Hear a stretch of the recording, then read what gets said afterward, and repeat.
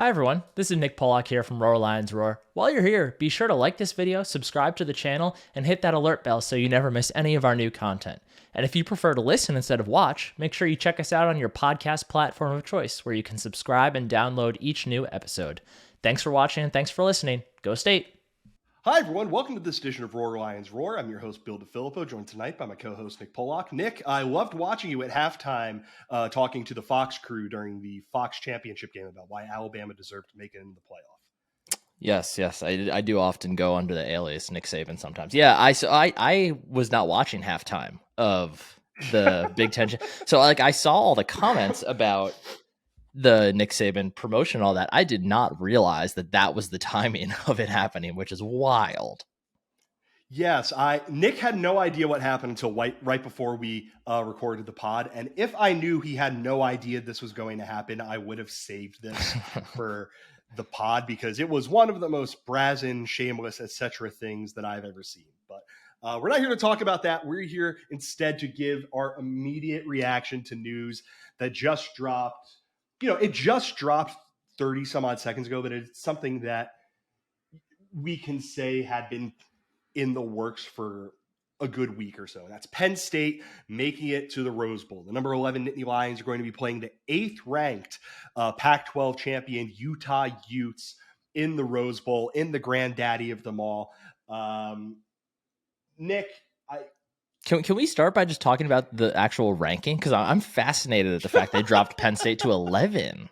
That's fascinating. Yeah, Penn State was 8 in the last playoff rankings. The three teams directly behind them, Clemson, Kansas State, and Utah, all won their conferences. So I guess I get that.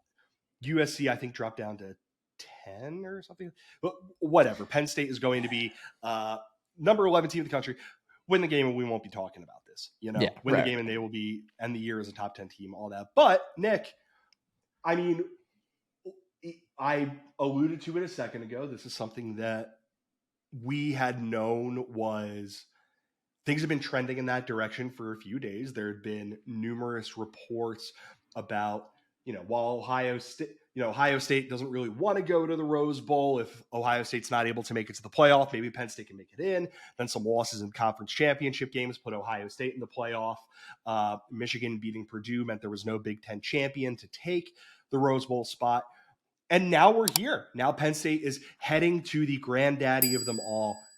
What are your general thoughts as we sit here for, again, a thing that we had a pretty good idea was going to happen, but now Sunday, 2:42 p.m. Eastern time, we now know is official.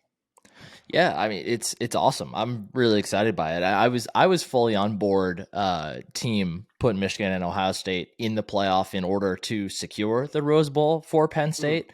And then when it became clear that obviously Ohio State's in it now, but when it seemed like they were maybe out, but they were going to decline it, that was even better. But I was willing to have both those teams in it to get the Rose Bowl, just because we've talked about the, like, in the grand scheme of things, like I feel like a lot of people kind of ended the season somewhat lethargic about what Penn State did, because you lost to Ohio State and Michigan again. Sure.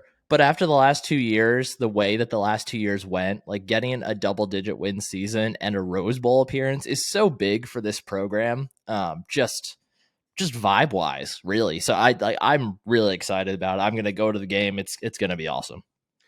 Yes, I am sadly not going to be able to make it out to the Rose Bowl, which was the case before I realized that it was on Monday the 2nd this year instead of on New Year's Day, which would be a Sunday. But Nick, when we started seeing the rumblings that Penn State was going to make it to the Rose Bowl, I immediately went back to some of those pods we did in the preseason and how there was this level of anxiety, this level of angst, this level of concern about how, we're looking over Penn State's schedule and going, if they start 1-2, are they going to just put Drew Aller in there, have him just go total youth movement? Mm-hmm. If they lose to Ohio State and Michigan and that Minnesota game in the middle, that's a little bit difficult.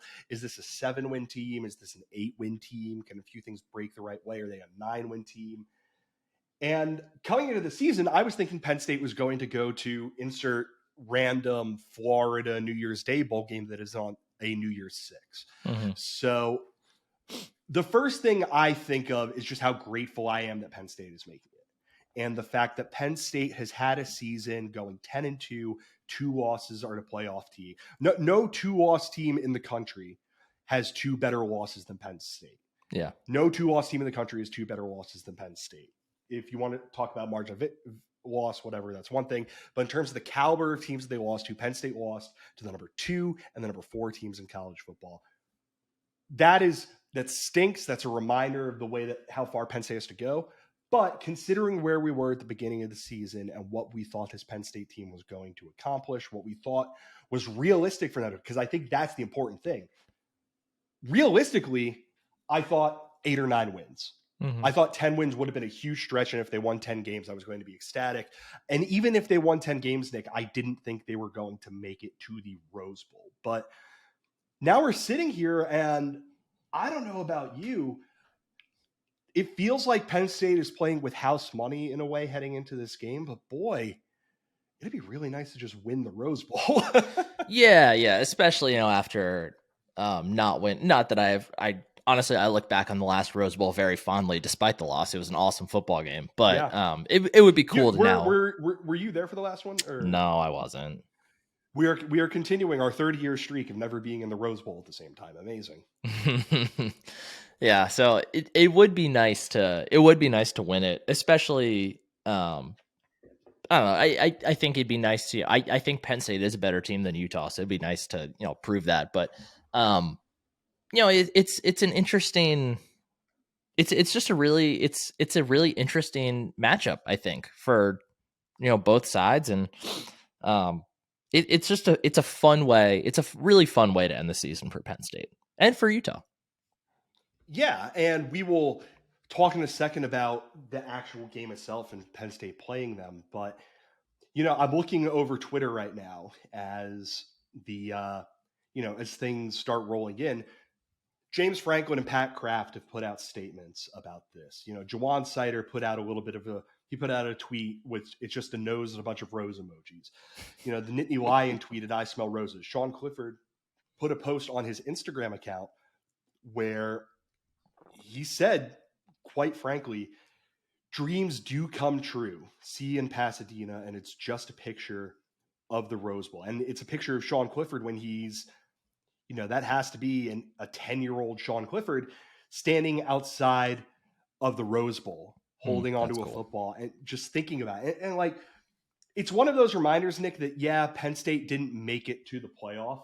Penn State is, their 2 losses were humbling. And I think there is at some point, we'll have the conversation sometime this offseason about the gap between Penn State and then Michigan and Ohio State. That'll come. But for now, I just don't know how you can't sit here and be super excited about Penn State going to, for how great the Orange Bowl is, how great, Cotton Bowl, Sugar Bowl, Fiesta Bowl, all those. There's just a gravity that the Rose Bowl has that I don't think any other football game other than, the Super Bowl and the College Football National Championship has. Yeah, definitely. It's it's the granddaddy of them all for a reason. It has that, a little bit of a mystic aura around it for sure. And even like you were saying, even despite that, like this, it presents Penn State with a really, you talked about the gap. And the gap is obviously still evident between them and Michigan and Ohio State, but this game presents them with one last chance to, prove. Like, I think this year was a really big step forward for Penn State for a couple, like one, because, the success of this team was so largely fueled by the underclassmen and guys that are going to be back, which is hugely important, obviously.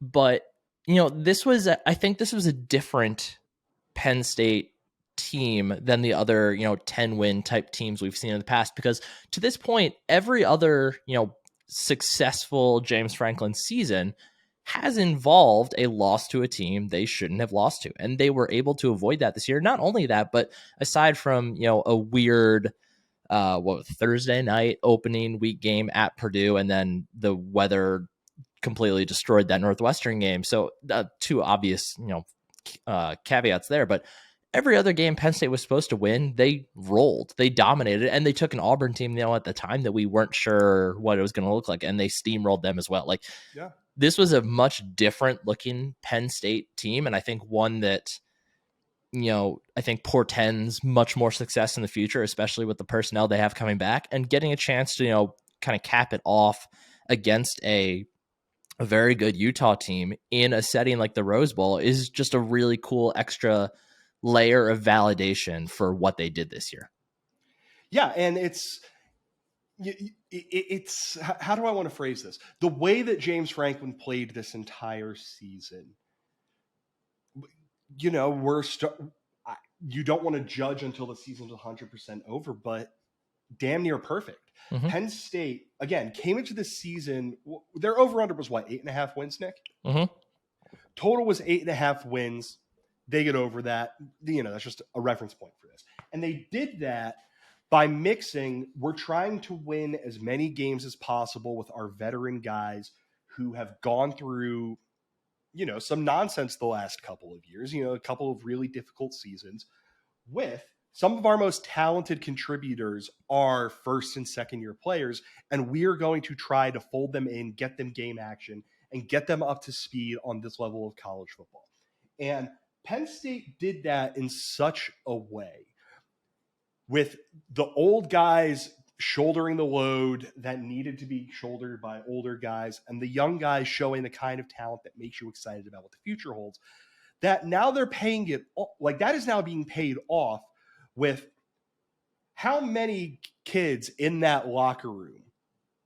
None of them were on the team that made it to the last Rose Bowl, but how many of them do you think were in high school and watched Penn State the last time we were in the Rose Bowl and went, man, it's really cool that team is there. This team that wants me to come and play college football for them.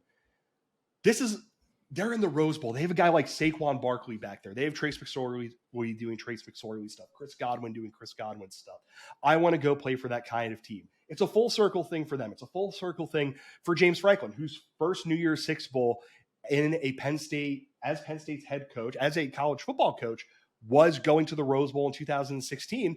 And then you look at these young guys, man, what better thing is there, Nick, for them to be able to end their first or second year or third year, whatever, on campus, their first year as big contributors to Penn State football, then we're going to go out there, we're going to win the Rose Bowl.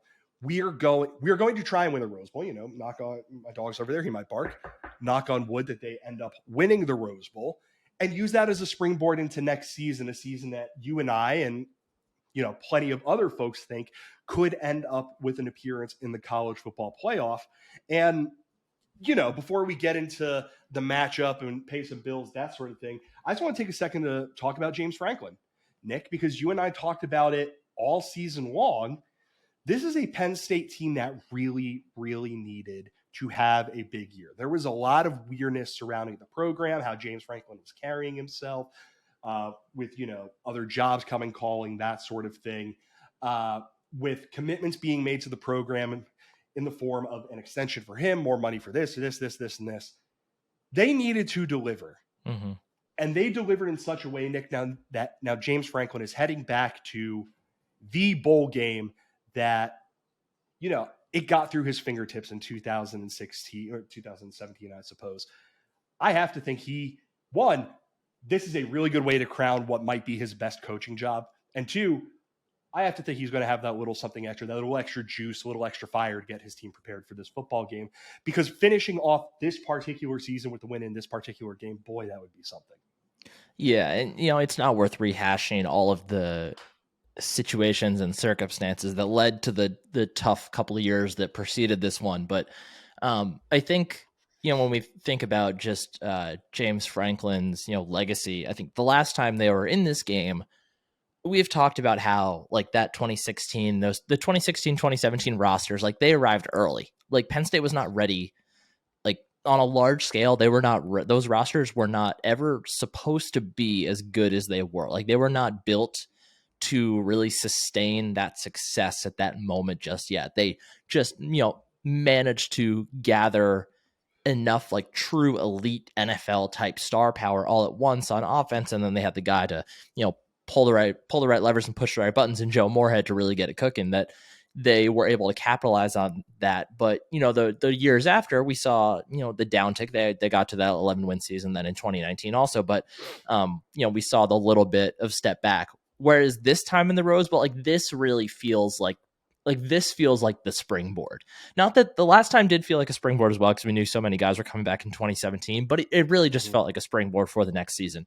To me, this Rose Bowl right now represents the springboard for, the second or third, however you want to split up the eras, like era of James Franklin's Penn State. Like this now feels like going forward, there is an entirely new set of expectations for what this roster should be, because the talent that is amassed on the current roster, still incoming with the next recruiting class, all that, like there's a new standard set. And I think this is the culmination of the work that he's done at Penn State to this point, whether it be, player development or recruiting or building a coaching staff. Like this is it. I think it's fair to say this could be the best coaching staff that James Franklin has had at Penn State or anywhere for that matter. But like everything has you talked about like the additional investments made by the school, the contracts, the continuing evolution of NIL stuff around the team.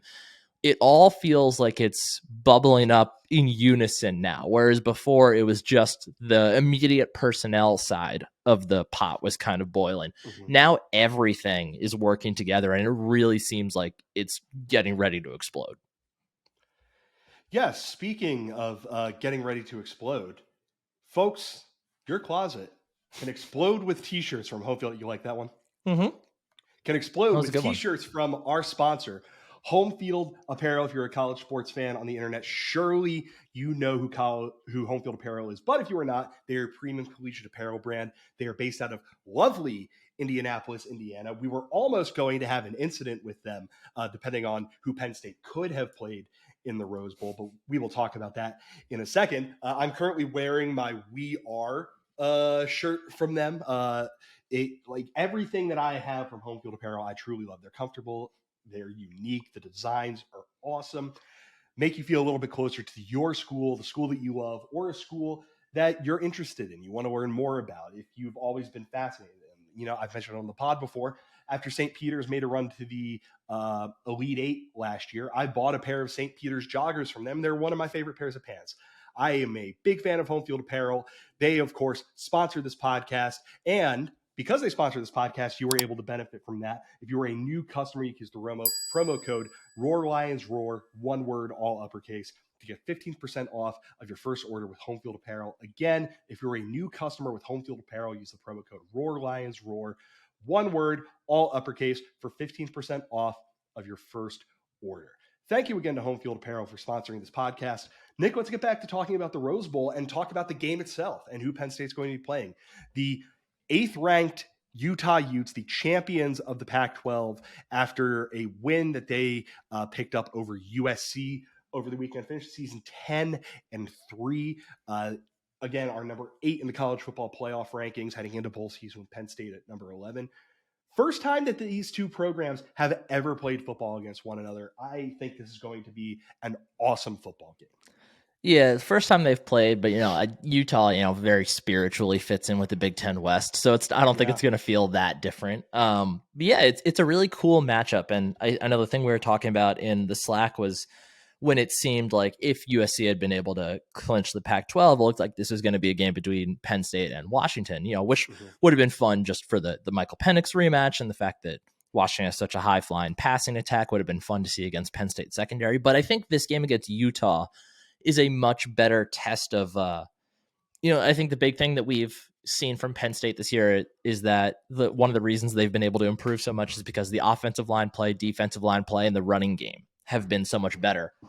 And Utah presents a really interesting chance to kind of prove how much that is true, or how much of that was just, a function of playing the teams that they did to end the season, which were not particularly strong against any of those areas. So it's a fascinating matchup in that regard. I think it's going to be, I think that, it's the Rose Bowl, right? So there's already like, it's not the bad boy mowers bowl in New York City. Like you're going to pay a little bit of extra attention to it as a coaching staff anyway. But I think the players are going to be, jazzed up to prove that they, especially, Penn State being obviously not the Big Ten winner this year, it's going to be an interesting challenge and a fun, sticking point for them to say, hey, we went out and we beat the Pac-12 champion. Yeah, and it gives Penn State an opportunity to kind of shut down the one like big talking point against them this season, right? Which is that they did not get a signature win, a win over a big opponent, anything like that. You go out and you beat the two-time defending Pac-12 champions. They won the conference in 2021, or won the conference championship game in 2021, won it this year against USC. And they won it against USC in a manner that was very similar to Ohio State's loss to Michigan, where obviously there was the, caveat that Caleb Williams was banged up in that game. But at a certain point, and this is what I think makes this game so interesting, at a certain point, USC, try as they might, Utah just pummeled them to a point where they ran out of gas, and Utah was able to start running all over them. That game heading into the fourth quarter, give me 1 second so I can pull it up here. Boop, boop, boop, boop, I'll say it's also a lot easier not to discount it when it's the second time they beat them this year, right? Yeah. Second time they beat them this year. And fourth quarter, very beginning of the fourth quarter, USC scores a touchdown to make it 27-24 Utah, and then Utah just pulled away with that game to win 47-24. And to add everything on top of this, Nick, Utah was in this game last year. Utah played an Ohio State team that, Ohio State's went into that game. Hobbled isn't the right word, but they went into that game, we'll say compromised. A bunch of their best players decided they were not going to play in this football game. Garrett Wilson, Chris Olave, I think a few guys elsewhere on their team all decided, we're just not going to play in the bowl. We don't want to play in the Rose Bowl. And what ended up happening to Utah? CJ Stroud threw for 573 yards on them, 6 touchdowns.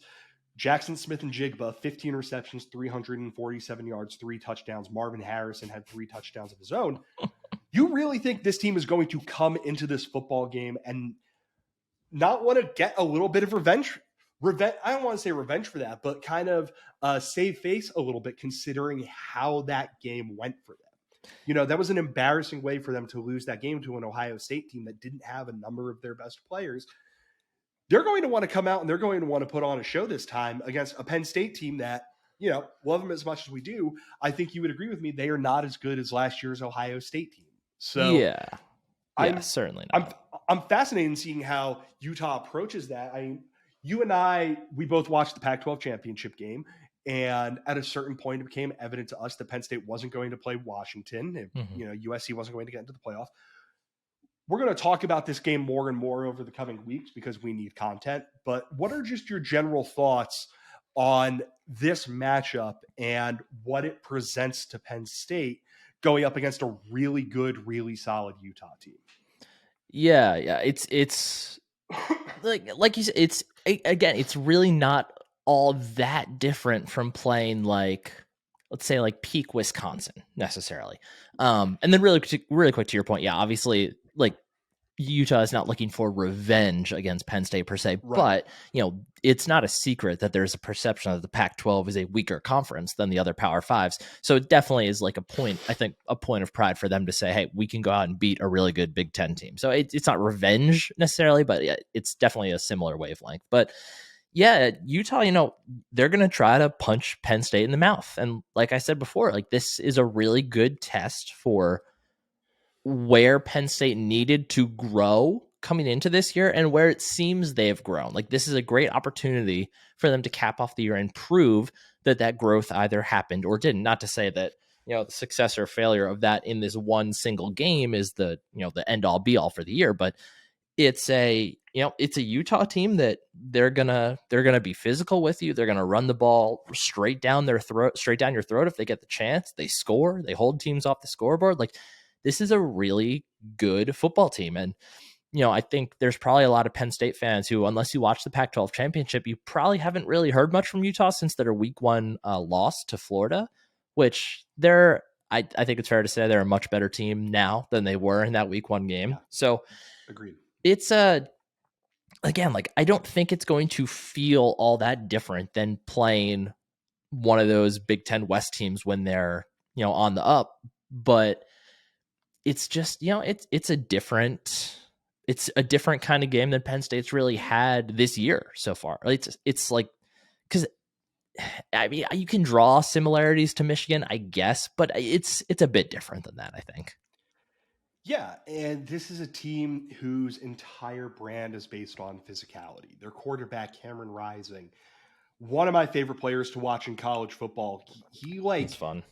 He seems like a glutton for punishment. He seems like he really likes when he gets hit very hard. They're running backs, Tavion Thompson, Micah Bernard. They're guys that bring the lumber. Their defense, everyone seems like they hit hard.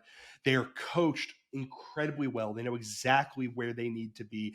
Couple moments in that USC game where they had busts down the field, and I'm interested in seeing if Penn State could take advantage of that, especially I believe they said Parker Washington is out for the season. So especially without Parker, that, potentially really big game for Penn State's tight ends. And then their pass catchers, they spread the ball around a little bit, but their tight end, Dalton Kincaid, it might be the best in all of college football. Yeah. So I'm basically going to sit here and pray that Olu Fashanu is able to get healthy in time to play in this game, because like you mentioned, Nick, Penn State is, if they can win up front in this game on both sides of the football, I will pick them to win. Yeah. Have to look. I don't know. I believe SP Plus says Penn State would be about a 1-point favorite. I don't. Yeah, I believe in the rankings, Penn State is 10 and Utah is 11, I think. Yeah, it's something like that. It doesn't look like. Let me check my email and see if the god Jimmy Shapiro shot me an email. And while you're doing that, so it's that, like you said, like, the thing is, like, as interesting of a matchup as this is, if Penn State can win in the trenches, I don't think it should be all that difficult for them, because unless there's someone I'm blanking on, Penn State's defense is going to be easily the best that Utah has faced this year. So that's one side of the coin here. And then also, I just, if you break it down even more specifically, like, Utah, they don't beat you by throwing the football. So I think Manny Diaz is going to feel really comfortable, even without Joey Porter Jr. playing in this game. I think he's going to be really comfortable leaving Kalen King and Johnny Dixon on islands. I wouldn't be surprised at all to see Jair Brown spend a lot of time matched up in the slot as well and on the tight ends. I think Penn State's going to be able to devote a lot of resources to stopping the run, and that's easier said than done. Utah has a very good run game, but if Penn State can do its job, this is a pretty good matchup for the Nittany Lions. Yeah, I unfortunately can't find anything with odds for the game, but yeah, I mean, we'll do a lot more diving in to this game in the coming weeks. Last thing I'll say before we wrap this up to talk about any other final things we might want to talk about. I think this is a really good opportunity for Penn State's defensive line, Penn State's front seven in general, after how things went for them in that Michigan game. Because again, after that game, James Franklin talked a lot about the need to be more physical, the need to win in those situations, those sorts of things, because Penn State just got gashed in that football game. And Utah is coming into this game averaging 220 yards of offense on the ground. I don't have, advanced stats on them, but I would imagine, pulling this up right now, that their rushing offense and Michigan's rushing offense both probably top 10 or so in the sport. Michigan is at 243. Utah is a couple spots behind them. So I think Penn State's front is going to have to redeem itself a bit from that game against Michigan. And if they can, like you mentioned, Nick, I think this is a game that Penn State could very much win. So I'm going to sit here. I'm going to be really happy, really optimistic with how things with how things are shaking out here. Before we go, any final thoughts on the Rose Bowl, and then just anything on this bowl season in general beyond Penn State that has piqued your interest?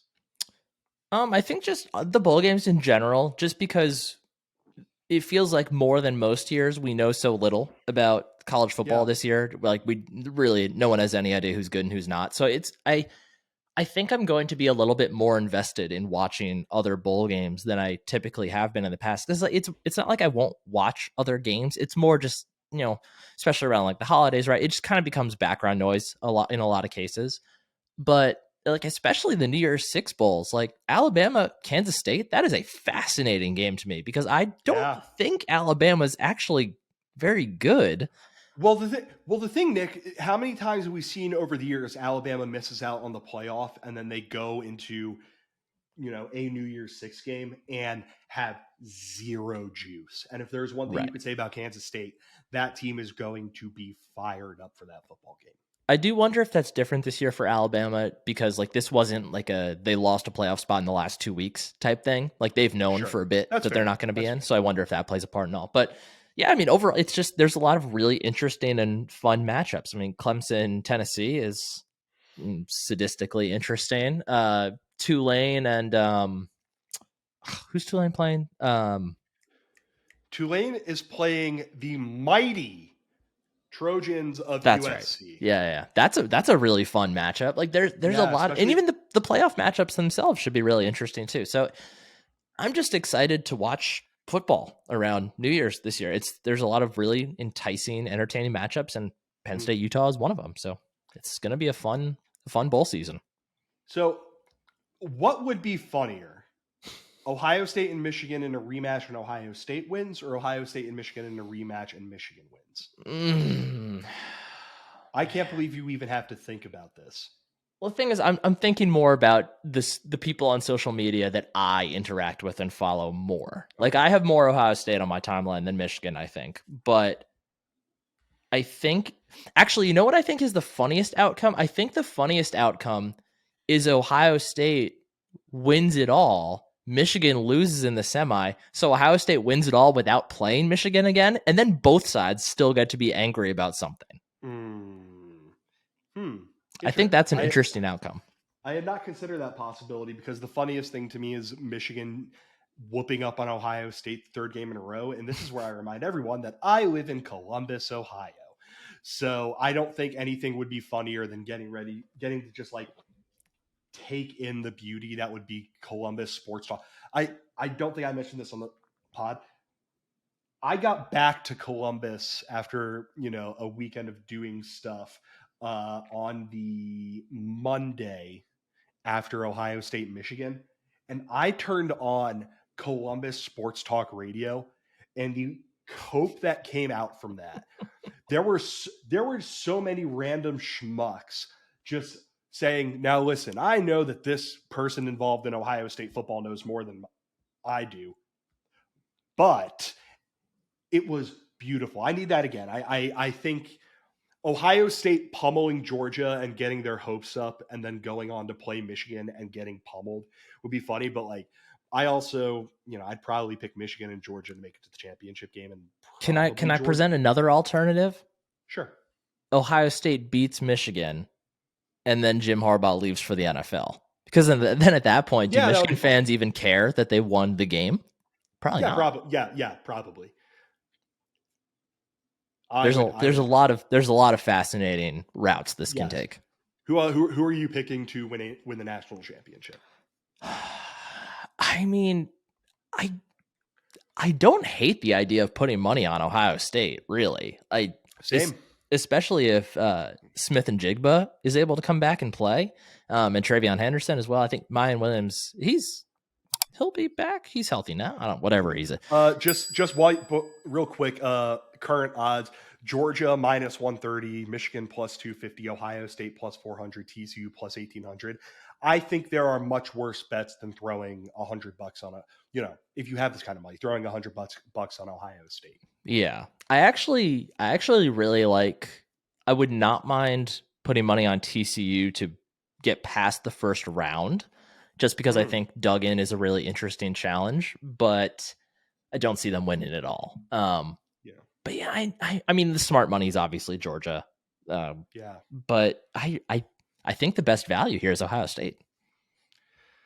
Yeah, I think there is really good, because here's the thing: if Ohio State gets past Georgia, like Georgia is better top to bottom than the other two football teams. So right. if Ohio State find a way to get past them, the issue is that Ohio State is a very soft football program, so I don't think they'll get past Georgia. But yeah, I'd probably pick Georgia. Yeah, should be a really fun bowl season. It's awesome that Penn State's going to be part of the New Year's Six picture this year. Nick, any final things before I wrap things up?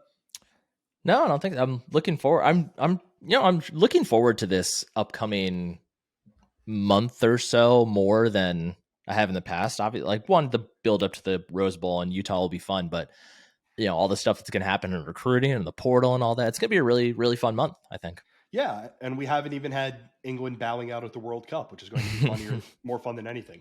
Thank you, everyone, for listening to this edition of Roar Lions Roar. As always, make sure you're subscribing wherever you go and get your podcast. If you use Apple Podcasts, please go leave us a 5-star review. If you're using Spotify or any other one where you can leave some sort of a 5-star rating, please go and do that. If you're on YouTube and want to watch these podcasts on YouTube, head into the comments section, talk about Penn State football with some other folks. Should be a fun time. And of course, make sure you're following us on our Twitter account at RLR Blog. And one more time, want to say thank you to our sponsor, Home Field Apparel. Again, for new customers, use the promo code Roar Lions Roar, one word, all uppercase, for 15% off of your first order. One last time, thank you, everyone, for listening to this edition of the pod. For Nick Pollock, I'm Bill DeFilippo. Take care, everyone. Go State.